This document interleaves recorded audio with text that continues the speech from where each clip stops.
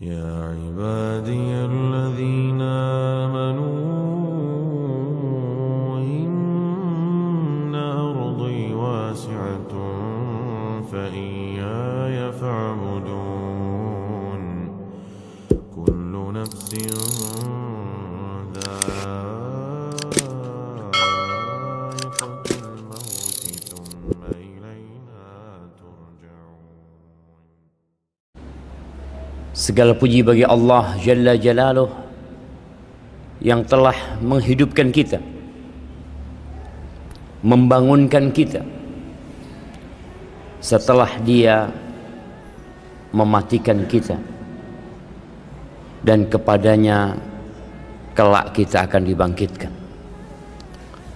Allahumma salli wa sallim wa zid wa barik wa an'im ala sayyidina wa maulana Muhammadin wa ala alihi wa ashabihi ajma'in. Ya Allah, semoga salawat, salam, berkah dan nikmat senantiasa Engkau curahkan untuk hamba kekasih-Mu, untuk baginda Nabi kita Muhammad alaihi salatu wassalam, untuk keluarga beliau, untuk istri-istri beliau, untuk putra-putri beliau, dan untuk seluruh sahabat Nabi. Semoga Allah meridai kita bersama mereka. Amma ba'd. Ahibbati fillah,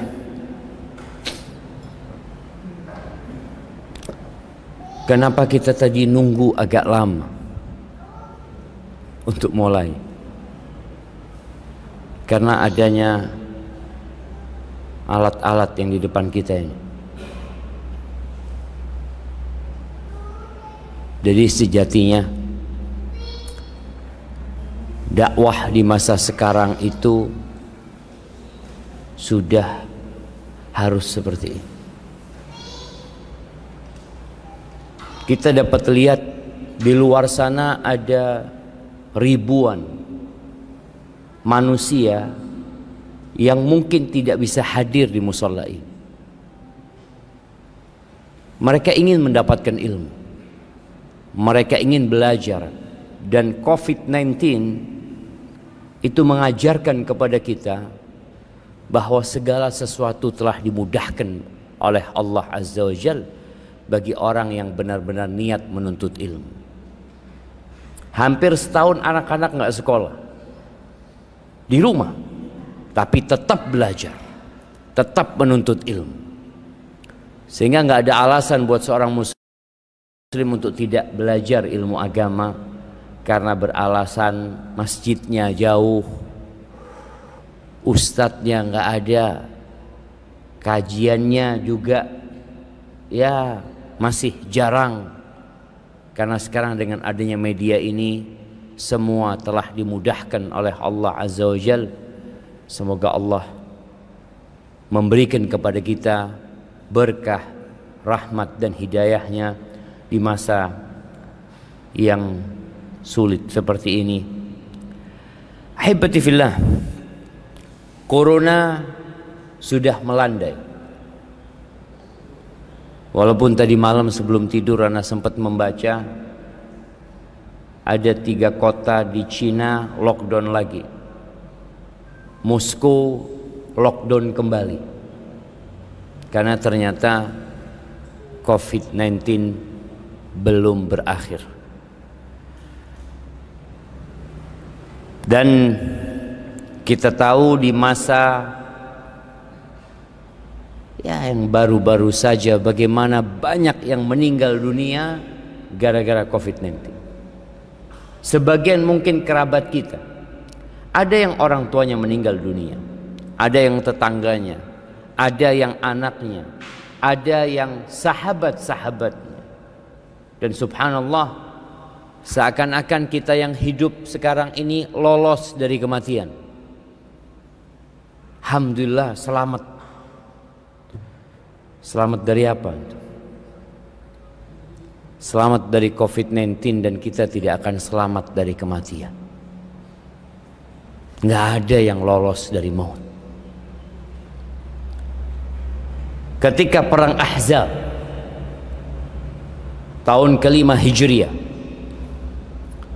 di mana 10.000 pasukan musyrikin datang untuk membumi hanguskan kota Madinah. Dan di kota Madinah ternyata ada orang-orang kafir yang berbaju Islam, orang-orang munafikin. Dan juga ada orang-orang yang kata Allah fi qulubihim marad, ada penyakit di hati. Mereka ketakutan dengan kematian. Mereka merasa ingin meloloskan diri, kabur dari al-maut. Apa kata Allah Azza wa Jalla di surat Al-Ahzab ayat 16? Qul lan yanfa'akumul firar in farartum minal maut awil qatl. Katakan, tidak akan bermanfaat buat kalian melarikan diri kalau kalian ingin melarikan diri dari kematian atau pembunuhan. Wa idzal la tumatta'una illa qalila. Kalau kalian mau kabur dari kematian, maka kalian tidak akan merasakan nikmat kecuali sedikit sekali. Ahibati fillah, ana lihat yang hadir pagi ini ada yang sudah sepuh-sepuh, tapi sebenarnya mati tidak ngelihat umur. Bisa jadi yang muda mati duluan sebelum yang tua. Tapi yang tua itu ya kayaknya juga dekat sama kematian. Kata Nabi alaihi salatu wassalam, a'maru ummati baina 60 wa 70. Umur umatku itu antara 60 sampai 70. Wa aqalluhum man yajuzu dzalik. Sedikit yang lewat dari itu. Jadi kalau ada orang lewat 70 tahun itu langka ya. Kadangkala kawan-kawannya wis mati kabeh. Orang kalau ditanya, "Bapak, teman seumurnya tinggal berapa?" Tinggal 3, tinggal 4. Apalagi di masa sekarang di mana Rasul sallallahu alaihi wasallam di dalam hadis yang diriwayatkan Imam At-Tabrani, inna min amaratis sa'ah an yadhhara mautul fujah. Di antara tanda-tanda dekatnya kiamat, munculnya mati mendadak. Artinya banyak orang mati mendadak. Jadi secara natural orang itu mati kalau sakit ya. Makanya kita kadang-kadang dapat berita fulan mati. Loh, opo mati? Opo mati? Wayane. Cuma waktunya dia mati. Tapi dia heran, kemarin masih ngopi sama ana loh. Tadi masih WA-WAan sama ana. Dan itu banyak. Ada lagi main bola, mati di tengah-tengah lapangan bola. Ada lagi yang ceramah, mati pas ceramah. Loh, kan bagus Ustaz. Bukan masalah bagus dan tidaknya. Tapi Nabi alaihi salatu wasallam menjelaskan akan muncul mati mendadak yang sebelumnya enggak kayak gitu. Artinya rata-rata orang sebelumnya itu matinya dengan sebab yang jelas. Kenapa kok meninggal fulan? Oh, wis tuwek panjeni. Wis loro-loron. Kan memang orang ditunggu. Kadang-kala anaknya itu nunggoni mati nih bapak. Kok ndak mati-mati bapak? Ya wis. Soalnya kepingin bagi warisan ndak bisa karena bapak masih hidup gitu. Dan bisa jadi yang menunggu warisannya dibagi sebelum orang tuanya membagikan warisannya. Ahibati fillah, apakah kita siap jemaah kalau kematian itu datang menjemput kita? Yang jomblo, mana yang jomblo? Antum udah nikah? Siap nggak antum kalau mati sekarang? Siap nggak? Siap? Belum kawin antum? Iya, yang jomblo mengatakan, aduh belum nikah Pak Ustaz. Yang sudah nikah mengatakan belum punya anak Pak Ustaz. Artinya dia berpikir, kalau aku mati dalam kondisi jomblo, siapa yang doakan aku nantinya? Kalau aku mati nggak punya anak, sopo sing dungakno nantinya? Walad soleh yang berdoa itu nggak punya dia. Tapi kalau sudah punya anak, apa siap mati? Ya Allah Ustaz, cilik-cilik anaknya Ustaz. Makanya kadang-kala orang itu berpikir dia bisa menunda kematian itu tiba. Nggak ada. Ketika ajal itu datang, dengan seketika antum meninggalkan semua yang antum khawatirkan. Pernah kita mendengar berita satu pesawat mati. Satu pesawat. Bayangin ya, gimana orang satu pesawat itu berangkat semua punya rencana. Kejadian waktu itu Lion kalau nggak salah, dari Jakarta ke Pangkal Pinang pulau, berangkat tuh jamaah, pesawat besar yang semua orang dalam pesawat itu sudah punya rencana sarapan di tempat ini, sebagian mau rapat, sebagian mau menikah, sebagian mau melamar. Satu pesawat tidak pernah turun ke bumi lagi, hancur jamaah.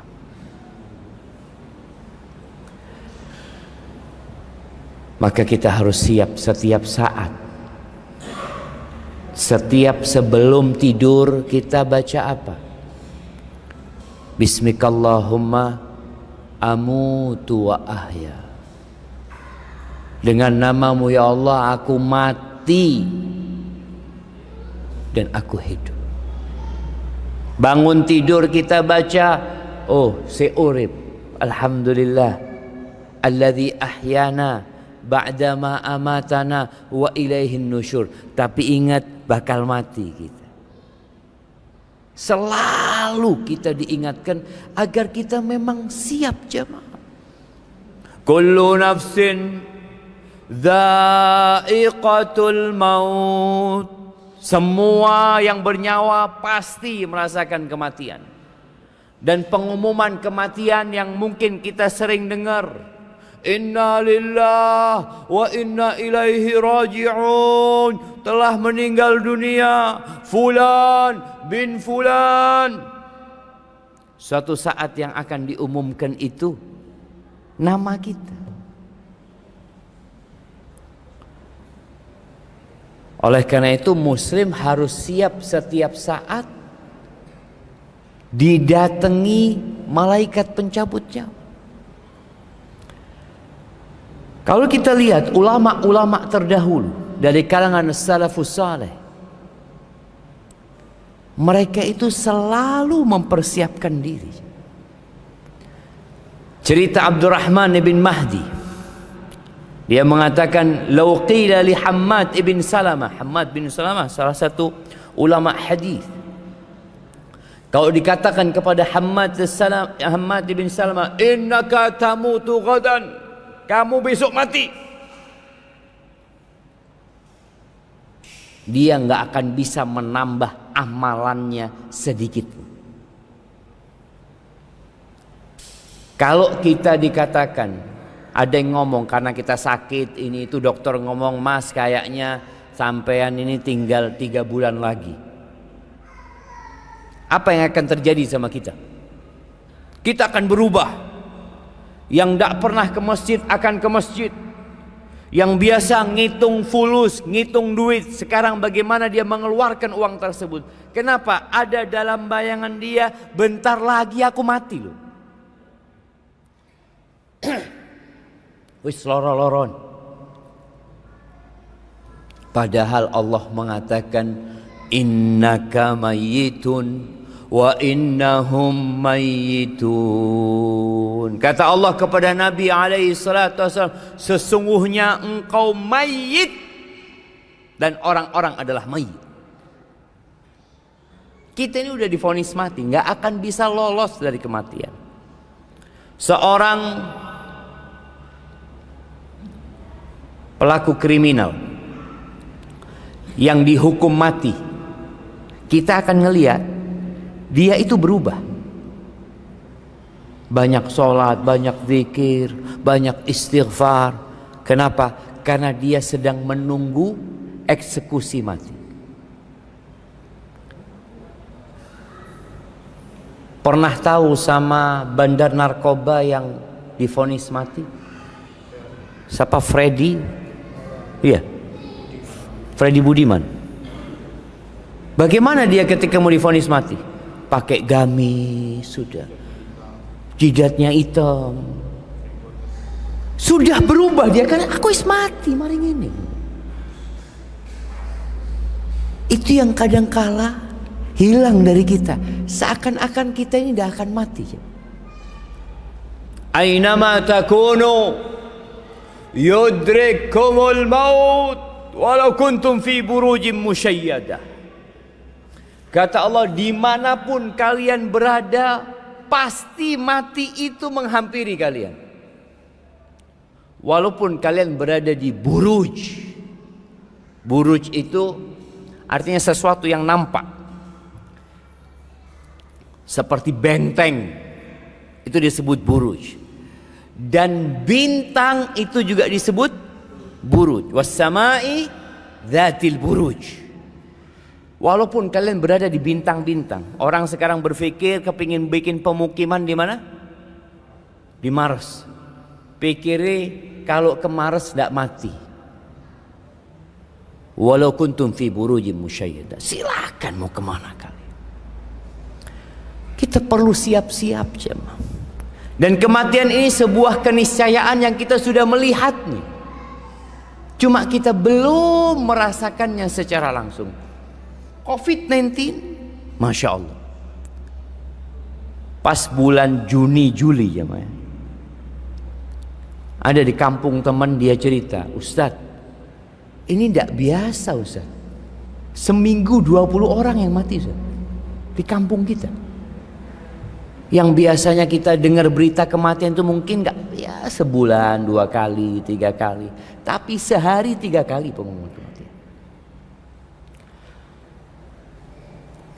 Hashim, muridnya Mansur bin Zadan, dia berkata tentang gurunya. Gimana ahli ibadah gurunya? Lau qila lahu, kalau dikatakan kepada dia, malaikat maut ini di pintu loh, mau mencabut nyawamu. Mungkin kita akan gelabakan. Tapi Mansur bin Zadan kalau dikatakan kepada dia hal itu, maka indahu ziyada fil amal, dia nggak akan bisa nambah amalannya. Bukan berarti orang-orang ini orang yang nggak bekerja jemaah, orang yang cuma duduk wiritan baca Quran lah. Tapi ada manusia-manusia yang menjadikan hidupnya, matinya, kerjanya, dia berangkat ke pasar, dia berangkat ke kantor, tapi inna salati wa nusuki wa mahyaya wa mamati lillahi rabbil alamin. Ketika dia bekerja, dia niatkan fi sabilillah. Loh, emangnya bisa orang kerja fisabilillah, golek duit fisabilillah, berangkat ke kantor dihitung fisabilillah, jualan di pasar fisabilillah? Bisa. Bukankah Rasul sallallahu alaihi wasallam ketika bersama para sahabatnya melewati seorang pemuda yang gagah perkasa bekerja mengais rezeki? Kalau melihat semangatnya, tekunnya, uletnya, para sahabat sampai komentar. Apa komentar mereka? Laisa hadza fi sabilillah. Andai kata yang seperti ini dibuat perang fi sabilillah. Oh, ada yang salah dari pandangan para sahabat. Sehingga Nabi alaihissalatu wasallam meluruskan pandangan mereka. Beliau mengatakan, "Lau kana yas'a au lau kharaja yas'a ala abawain syaikhaini kabirain fahuwa fi sabilillah." Jikalau orang ini keluar dari rumahnya bekerja dengan niatan memberikan nafkah kepada kedua orang tuanya yang sudah sepuh, fahuwa fi sabilillah, dia itu fi sabilillah.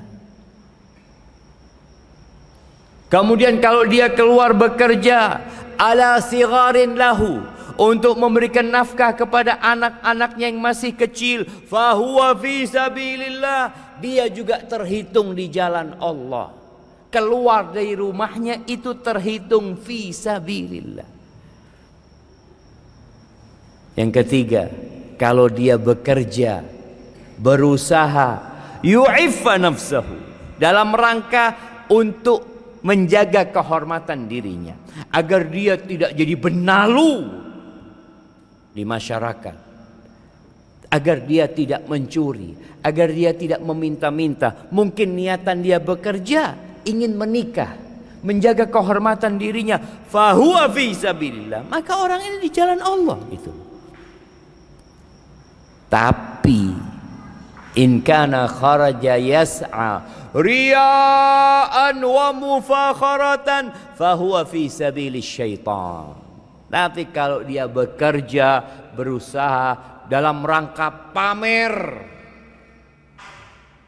berbangga-banggaan, tujuannya itu kepingin ini, kepingin itu, gaya hidup dan bukan kebutuhan hidup, fahuwa fi sabilis syaitan, maka orang ini di jalannya setan. Kita yang kerja ini niatannya apa? Ada yang niatannya numpuk harta, jadi cuma ditumpuk dok. Orang tua alhamdulillah sudah kaya raya, kebutuhan rumah tangga udah tercukupi, anak-anak masya Allah, tabungan buat mereka juga masya Allah banyak sudah. Terus buat apa terus bekerja? Untuk sedekah, untuk membantu orang lain, ya jelas itu fisabilillah. Tapi ada sebagian orang yang kata Allah, wailul likulli humazatil lumazah. Wail, ada yang menyebut itu nama lembah yang berada di neraka jahanam. Atau wail bermakna celaka orang tersebut. Siapa yang suka mencela, yang suka mengumpat, yang suka memaki, kerjanya orang ini apa? Alladzi jama'a malan wa addadah. Kerjanya ngumpulkan harta, nimbun harta benda. Wang ngitung, seneng lek kok ngitung duit, hitung meneng. Yahsabu anna malahu akhlada, dia mengira bahwasanya hartanya akan menambah umur dia, akan menjadikan dia kekal di dunia ini. Daono jemaah. Lihat orang terkaya di dunia, lihat orang terkaya di Indonesia mati. Oh iya Ustaz, orang kaya karena dia nggak berkuasa. Kalau mungkin dia berkuasa tidak mati. Bung Karno mati, Pak Harto, kurang sugih apa? Kekuasaannya jangan ditanya. Apa kata Babe? Berapa tahun berkuasa Pak Harto? 32 tahun. Terus Nandi mati, selesai. Maka Nabi SAW berpesan, "Ish ma syi'ta." Oh, bukan Nabi, afwan, salah. Malaikat Jibril berkata kepada Nabi SAW, "Ish ma syi'ta." Ya Muhammad, ish ma syi'ta. Muhammad, silahkan engkau hidup, terserah engkau. Sallallahu alaihi wasallam, terserah engkau. Fa innaka mayyitun. Engkau pasti mati. Pasti mati. Kita masih ingat cerita Nabi Musa alaihissalam. Jadi Nabi itu tidak ada yang meninggal dunia kecuali ditawarin dulu. Jadi malaikat itu menawarkan, engkau mau mati sekarang atau enggak? Pernah malaikat pencabut nyawa itu datang ke rumahnya Nabi Musa. Datang menawarkan kematian kepada Nabi Musa. Digampar sama Nabi Musa. Karena sepertinya datang dalam wujud manusia. Kok datang orang nawar-no mati ini kan? Ya apa? Akhirnya malaikat maut itu kembali kepada Allah mengatakan, "Innaka arsaltani ila 'abdin la yuridul maut." Engkau ngirim aku kepada orang yang enggak mau mati dia. Turun lagi. Katakan kepada dia, katakan kepada Nabi Musa alaihissalam, suruh meletakkan tangannya di kulitnya sapi jantan. Dia akan mendapatkan umur sebanyak bulu yang tertutupi dengan tangan. Datang lagi ngomong kepada Nabi Musa. Terus Nabi Musa tanya, setelah itu apa? Kata malaikat, maut, mati setelah itu. Ya kalau kau doai mati sekarang aja, kata Nabi Musa. Beliau kemudian dicabut nyawanya. Aish masyi'ta, pasti mati. Wa ahbib man syi'ta fa innaka mufariquh. Silahkan engkau mencintai siapa saja, tapi engkau pasti berpisah dengan dia. Pasti. Yang cinta sama istrinya pasti berpisah. Yang cinta sama orang tuanya pasti berpisah. Yang cinta sama anak-anaknya pasti berpisah. Tapi ada cinta yang akan terus mendampingin kita. Cinta harta. Kalau kita cinta harta, mungkinkah harta itu bersama kita, jemaah? Mungkin. Kalau kita cinta sama harta dengan bersodakoh. Ada orang senang sama mobilnya. Ya Allah, ini mobil anak sayang Ustaz, Masya Allah. Kepingin tak bawa mati. Bisa jemaah? Bisa. Gimana? Sodakohkan. Sodakohkan. Berikan kepada pesantren buat mobil operasional. Kalau kita benar-benar cinta, tapi cinta kita kepada harta kebanyakan palsu. Kita dibohong-bohongin, nggak beneran cinta kita. Baik. Kemudian Jibril alaihissalam mengatakan, wa'mal ma syi'ta fa innaka majziyun bihi. Silahkan engkau beramal semaumu, sakarepmu. Pasti engkau dibalas. Nggak ada ceritanya orang beramal kemudian tidak dapat balasan. Di dunia ini kita sering ngelihat pelaku-pelaku kezaliman yang lolos dari jeratan hukum. Padahal wong zalim itu. Ya, tapi dia tidak akan lolos dari jeratan balasan Allah Azza wa Jalla. Nggak bakalan. Pasti dibalas. Mau besar mau kecil, faman ya'mal mithqala dzarratin khairan yarah. Barang siapa yang beramal kebaikan sekecil semut. Zarrah itu semut. semut yang lewat di tangan kadang-kala nggak berasa. Dia akan mendapatkan balasan dari apa yang dia kerjakan. Jangan meremehkan perbuatan kebaikan. Walau antalqa akhak biwajhin talik, kata Nabi SAW, la tahqiranna minal ma'ruf syai'an. Walaupun amalanmu itu cuma tersenyum, ketemu dulure senyum, itu amalan loh jemaah. Karena ada orang-orang yang ketemu dulure, oh apa? Senyum. Wa may ya'mal mithqala dzarratin syarran yarah. Barang siapa yang berbuat keburukan walaupun sebesar semut pasti mendapatkan balasan. Mungkin keburukan yang dia lakukan komentar.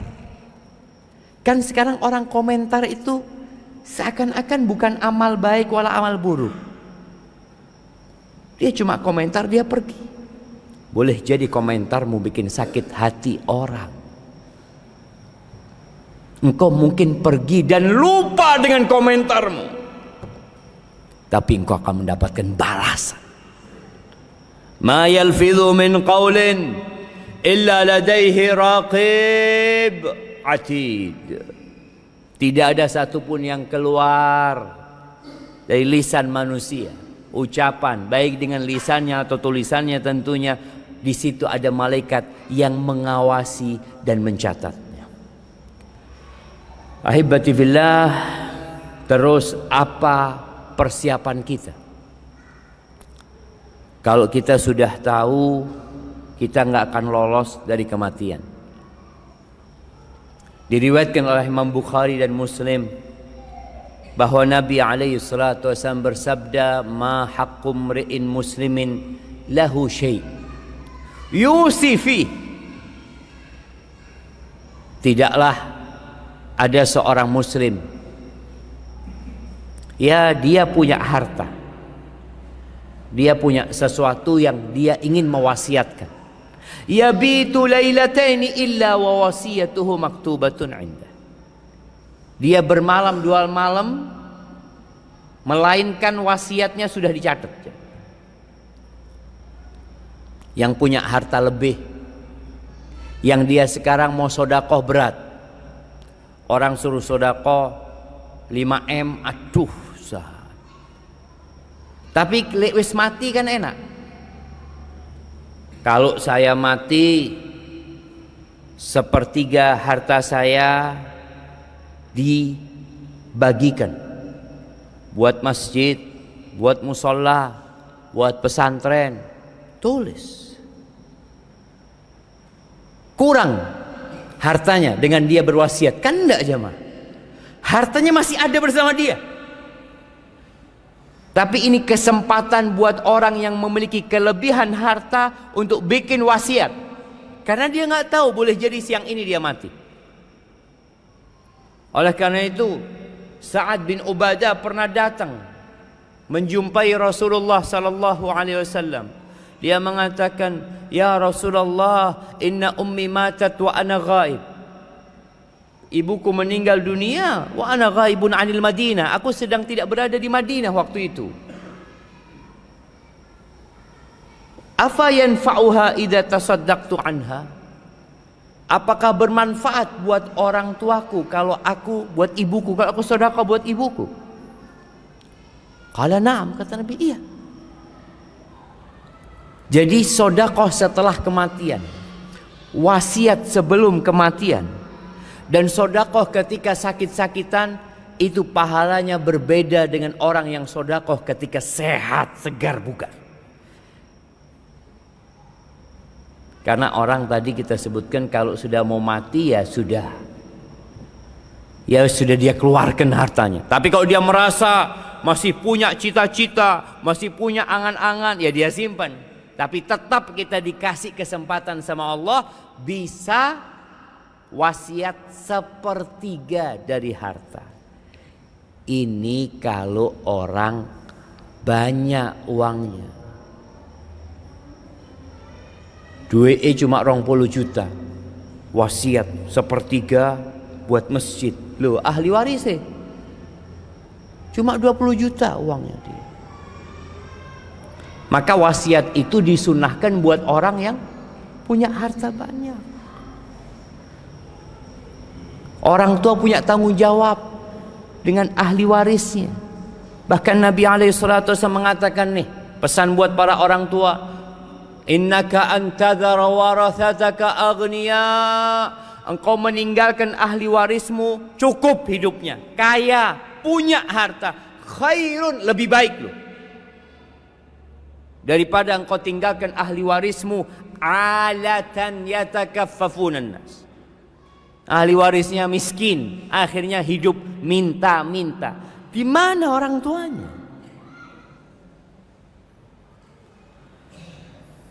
Ahibati fillah. Maka karena kita mau berangkat, kematian akan menjemput kita, antum tasnya harus selalu siap.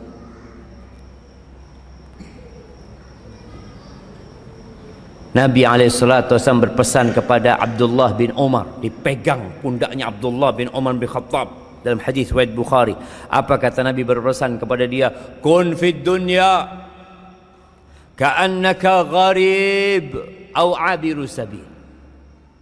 Hiduplah engkau di dunia seperti orang asing, seperti seorang perantau, au abiru sabil, atau seperti orang yang sedang lewat, orang yang sedang transit. Orang kadang-kala jadi orang asing, WNA datang ke Indonesia, lama-lama kepingin tinggal di Indonesia. Ada keinginan, tapi jarang. Kenapa? Karena nggak bisa tinggal. Teman-teman kita yang merantau ke Malaysia, bagaimana kondisi mereka? Punya rumah di sana? Enggak punya rumah, Pak Ustaz. Anda berjumpa dengan banyak TKI di Malaysia, di Madinah. Ketika Anda tanya, Bapak udah berapa tahun di sini? 28 tahun, Ustaz. Masya Allah, lama, Pak. Mau tinggal di sini? Enggak, Pak Ustaz. Enggak. Masih butuh, Pak Ustaz. Dia tinggal. Baik. Terus hasilnya antum kerja 28 tahun di mana? Tak kirim ke Indonesia. Alhamdulillah saya punya tanah. Wis bangun rumah, Pak Ustaz. Anak-anak udah selesai kuliah. Anak punya toko, anak punya usaha. Dia sebutkan, loh, Bapak di Madinah ini jadi apa? Jadi supir, Pak Ustaz. Enggak apa-apa, jadi enggak apa-apa, Ustaz. Karena saya di sini cuma sebentar, Pak Ustaz. Bentar lagi saya pulang. Begitu pula seharusnya dengan dunia ini.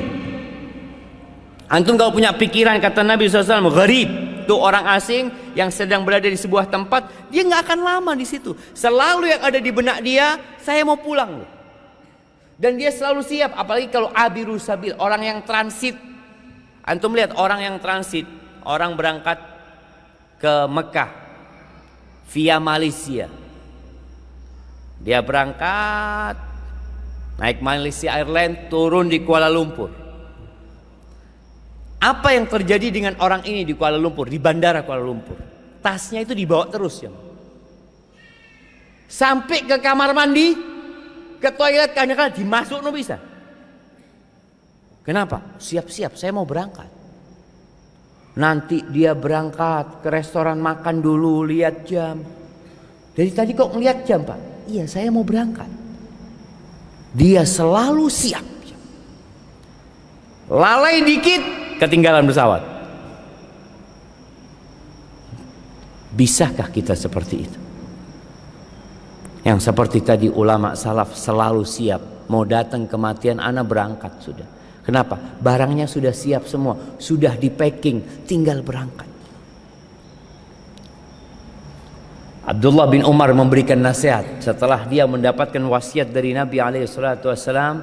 Lalu dia mengatakan, idza amsayta fala tantadhiri sabah. Kalau engkau hidup di pagi hari, punya niatan beramal di pagi hari. Idza amsayt, kalau engkau di sore hari punya niatan beramal, jangan nunggu besok pagi. Mau sedekah nih, Sesuk aja. Kenapa? Karena besok itu belum tentu milik antum. Wa idza asbahta fala tantadhiril masa. Kalau engkau hidup di pagi hari, jangan nunggu sore. Kayak pagi-pagi gini setelah dengar ceramah, iya ya, Ustaz ngomong suruh bikin wasiat. Anak ini punya fulus banyak Ustaz, ahli waris sedikit, usaha di mana-mana. Tulis wasiat. Pagi ini berangkat ke notaris, datang, tulis wasiat. Wasiat itu boleh pakai omongan, tapi kadangkala kurang kuat. Yang mendengarkan omongan lali, bisa jadi. Maka tulis. Jangan nunggu anak kapan ya. Kayaknya hari Sabtu ini tutup Ustaz. Tutup coba. Buka lah. Kalau tutup gimana? Antum tulis sendiri. Sampaikan kepada istrinya. Ini ya wasiatnya aku ya. Aku ndak tahu loh. Aku kepingin ke notaris tapi belum sempat ke sana. Tapi catat di sini, pegang. Kalau ada anaknya siapa jadikan saksi. Ini ya. Kalian jadi saksi. Soalnya kadangkala mereka khawatir wasiatnya palsu. Jadikan saksi. Jangan nunggu nanti sore. Apalagi nunggu hari Senin. Wa khudh min sihhatika li maradika. Mumpung sehat, engkau beramal. Jangan nunggu sakit.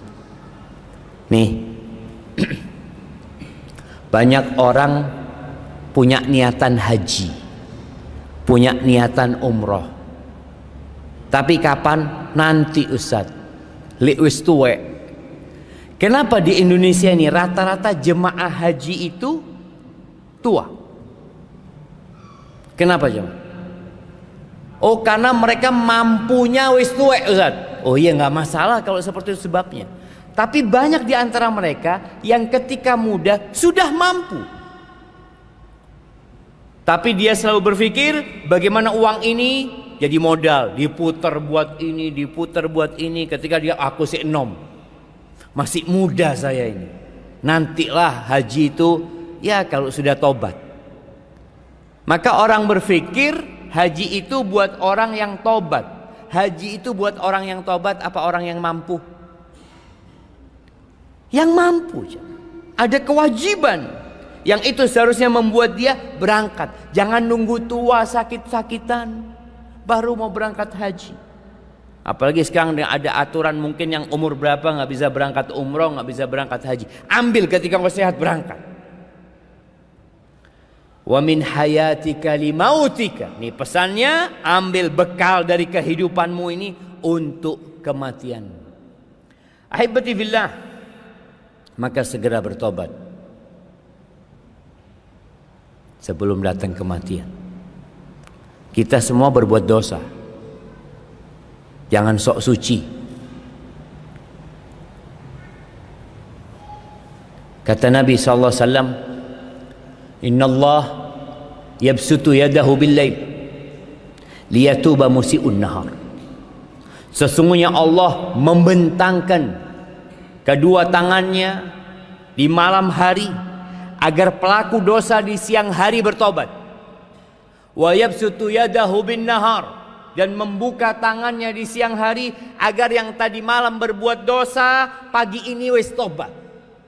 Wa tubu ilallahi jami'an. Kata Allah, tobatlah kalian semuanya tanpa terkecuali. Jangan berpikir makom tobat ini makomnya pelaku dosa. Jangan. Kemudian kau merasa, oh anak kayaknya tidak perlu Ustaz. Anak ini wis tuwek Ustaz, jadi wis tidak dosa meneng. Bisa jadi omongan itulah dosa. Bukankah Nabi kita alaihi salatu wassalam sekali duduk beliau mengatakan Rabbighfirli wa tub alayya innaka antat tawwabur rahim 100 kali. Sekali duduk Nabi SAW. Beliau mengatakan kepada sahabatnya, ayunahan nas, tubu ilallah wastaghfiru fa inni atubu ilallah fil yaumi 70 marrah. Aku tuh tobat tiap hari 70 kali. Itu Nabi. Kita berapa kali istighfarnya? Mari subuh 3 kali, habis zuhur 3 kali, habis asar 3 kali. Berapa sudah? 9. Habis maghrib 3 kali, habis isya 3 kali, 14 kali. 14, 15 kali. 15 kali merasa wis akeh. Alhamdulillah, ana istighfar terus. Nabi sekali duduk 100 kali. Coba jemaah.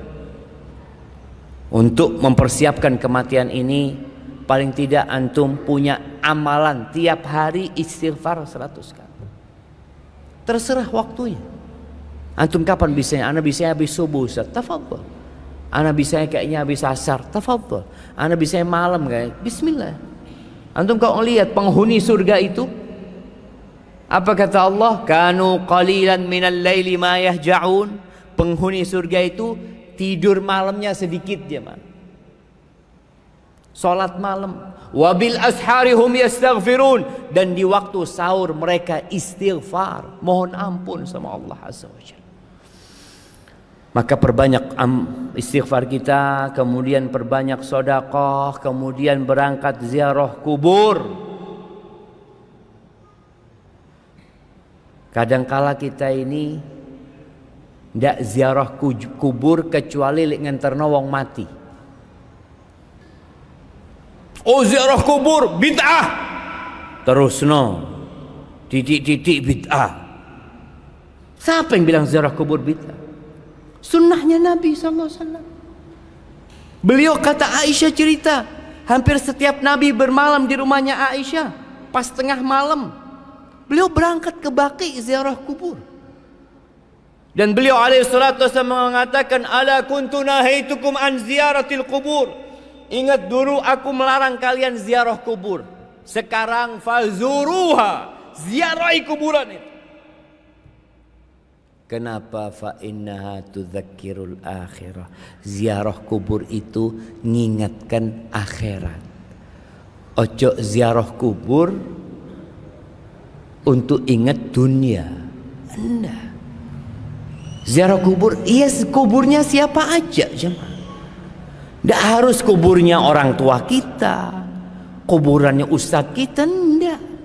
Bahkan kuburan orang kafir pun untuk ingat mati, bukan mendoakan. Melihat kuburan ini, kadang-kadang kita melihat ada kuburan orang-orang kafir yang gede-gede ya mah. Kita lihat